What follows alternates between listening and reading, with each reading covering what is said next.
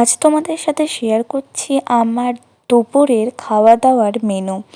প্রথমেই ছিল আমার ঠাকুমার হাতে তৈরি একটা স্পেশাল খাবার, যেটা ছিল ছাঁচি কুমড়ো পাতার ভিতরে সর্ষে দিয়ে একটা ভাজা। গরম ভাতের সাথে এই ভাজাটা মেখে খেতে যে কী ভালো লাগছিল তা বলে বোঝানো যাবে না।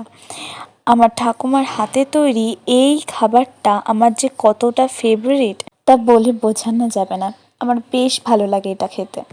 তারপরে ছিল মাছের মাথা দিয়ে পুঁই শাকের চচ্চড়ি। এই পুঁই শাকের চচ্চড়ি খেতে মাছের মাথা দিয়ে আমার বেশ ভালো লাগে। পুঁই শাকটা খাওয়ার পর ছিল পোস্ত। এইটা ছিল ঝিঙে আলু পোস্ত। পোস্তটা মেখে শুকনো ভাতের সাথে খেতে বেশ ভালো লাগলো। তারপরে ছিল একদম পাতলা মাছের ঝোল। মাছের ঝোল দিয়ে ভাতটা খেতে আমার বেশ ভালো লাগে। মাছের ঝালটা আমার খুব একটা পছন্দের নয়, কিন্তু মাছের ঝোল খেতে আমার সব থেকে বেশি ভালো লাগে। এই ঝাল ঝাল মাছের ঝোলটার সাথে একটু লেবু চিপে খেতে যে কী ভালো লাগতো। আমি লেবুটাকে প্রচণ্ড মিস করছিলাম এটা খাওয়ার সময়। যাই হোক, শেষ পাতে ছিল আমার ঠাকুমার হাতে তৈরি কোরা আমের আচার।